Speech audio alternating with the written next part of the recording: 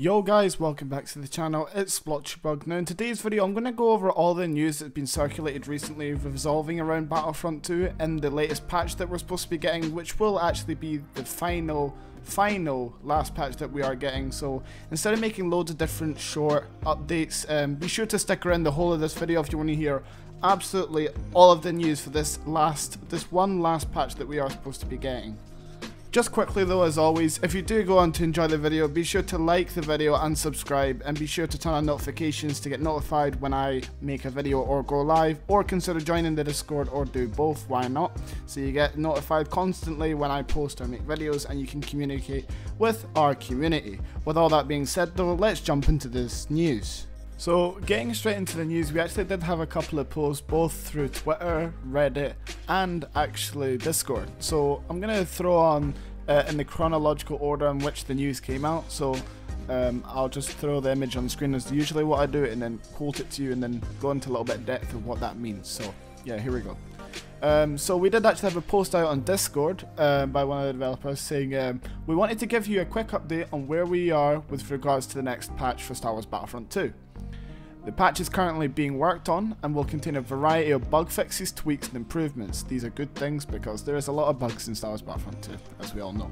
It goes on to say this patch will also make a change to the requirements for the Darth Maul Old Master Apprentice skin. So you know how a lot of people have had a couple of issues trying to get that, but I'm assuming a lot of people who are core players have already got it, but for the easier people who maybe struggle to get Darth Maul during games when people are getting the challenges, this is going to help fix that. So it goes on to say, the current plan here is to change the criteria required. Instead of requiring you to defeat 5,000 opponents as Darth Maul, we will be changing it to be 5,000 opponents as any dark side hero. So this, I'm assuming, is to target not having any Darth Maul hogging so that other people can play any of the characters they want and still, you know, complete the challenge. So having it so there's always like, you're always getting rewarded for playing any dark side hero is better, so then you can go into like here's the civilians or do your kill streak with your favorite hero, so you don't specifically need to play Darth Maul anymore. So I'm assuming that's going to get done a little bit quicker, but they still want you to grind for it. And then also a nice addition, what they're doing is it goes on to say a light side equivalent of this will also be put in place for the Farm Boy Luke skin and the Princess Leia appearances. So those event skins from before are now going to become completable the same way as Darth Maul is. I'm not sure if it's going to be 5,000 kills as the light side heroes and then you unlock both of them, or you have to do it twice over. I'm not sure, but that is the first statement. So we will be getting the same challenges equivalent for Darth Maul for Farm Boy Luke skin and the Princess Leia appearances, and Darth Maul's challenge will now be as any dark side hero to complete it by getting 5,000 kills as any dark side hero. Another bit of news that was also shared out on Discord recently was that there will be a schedule for Battlefront 2 in terms of events and what types of events we get, you know, concerning double XP and different game modes and etc, etc. So I'm going to run through those now quickly. So on a Monday, let me check, a Monday, a Wednesday and Fridays we will be getting these types of events.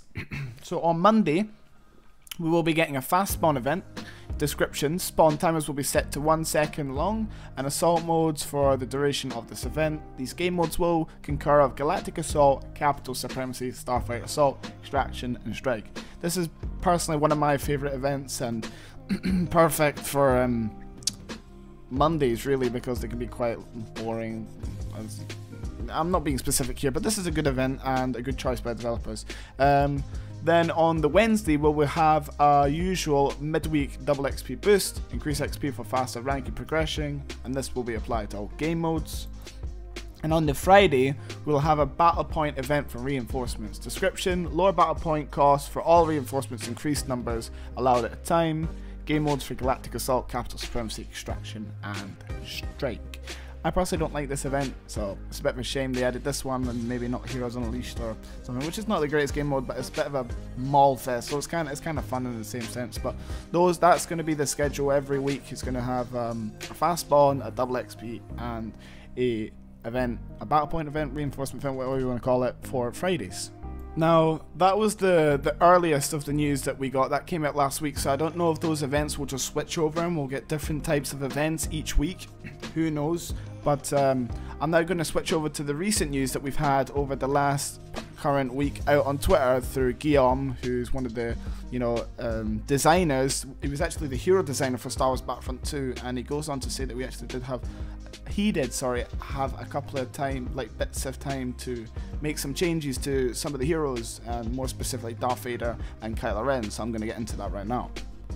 So out on Twitter, Guillaume Ross, the lead hero designer, he goes, I'm going to quote it and put the tweet up for you on screen. He says, "Hey, had a small window to do some small and safe adjustments to Kylo Ren and Darth Vader." So I'm assuming the developers can't change a lot of specific things, but they can go in and change numbers very lightly. So this is what he's done. He goes, "Reduced the frenzy damage by 10. I don't know why that was necessary. You guys can let me know if that's fair. So we've had a reduced frenzy damage by 10 damage, and reduced Darth Vader's throw damage by 20, and halved the damage on choked targets to lower the choke and throw combo." Now, personally, I didn't think this needed tweaking. A big Vader nerf. I don't know if it's going to have too much of an effect, because you'll still get the prolonging choke kill, but efficiency in terms of like choke throw then turning around fighting someone else may actually make Vader a little bit more slower in the efficiency he kills enemies, which I don't think Vader's very strong. I don't think this was the way to nerf him. Because that throw to choke combo, if a lightsaber cuts you in half, it should cut you in half, really. You guys can let me know in the comments what you think of that, because personally, Vader does need a nerf, but not like this. I think that combo should have been left how it is, but who knows, maybe they can track the stats and see how frequently that combo is being used.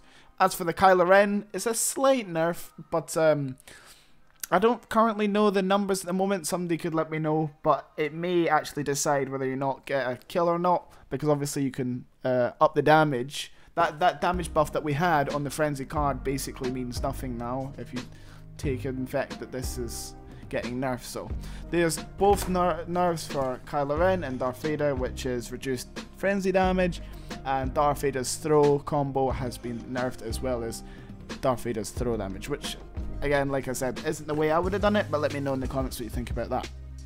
And just quickly on the Vader topic, and let me know what you guys think, as I've said, but Guillaume also did tweet out saying the change to the throw half damaged on the choke targets could sadly not be shown in text or UI. So like if you're doing a choke, maybe they highlight in red that, if you do the saber throw, it's not as, strong damage, kind of like Dooku's ability, etc, etc. But he goes on to say, so it will be one of the hidden interactions, so you won't actively know that this will be a disinfectant damage reducer, if you like. So just be wary of this change, so you guys know not to do that combo too much. Maybe just to go for the normal swing, so choke swing, and then maybe jump back and use like a saber throw, and keep your opponents away so you don't get overran. But yep, sadly there will be no interaction or pop-up to say that you have reduced damage on your throw. So that's all the upcoming changes. So what we learned from this news update is that we're getting challenges for Luke, Leia, and a change challenge for Darth Maul. We're getting a nerf for Kylo Ren and Darth Vader, and we're going to get an event schedule so that we always have something to look forward to in the week. Let me know what you guys think about this and what you think about all these different changes, and this really just being the last content update for Battlefront. Will you be going back to Battlefront 1? Will you stick with Battlefront 2? Will you maybe even switch to a game like LEGO Star Wars The Skywalker Saga? Let me know in the comments what you thought. And to be fair, for one last patch, even though they said we weren't going to get anything else, I think this is for what the developers could have done, it shows that, well, at least Guillaume still has a lot of love and ambition for the game, and I think it's clear to see that EA were the ones that cut off the game. I will be making an update on the petition because that's been gaining some more traction, so look out for that. Hopefully you've watched through all of the video, because there's a lot of news to go over there, and as I said at the start of the video, I didn't want to make too many short updates and waste your time, so I've just put one prolonged one so you guys can see all of the news in one space. So if you find this video helpful in any way, be sure to leave a like and subscribe and share the video out. Follow my socials, which will be linked in the description, and join the Discord, which will be the first pinned comment in the comment section below. Thank you guys for watching. let's look forward to this update if we even can. I'll see if I can stream it for you guys. Thank you so much for watching and supporting the channel recently. See you guys later. Goodbye.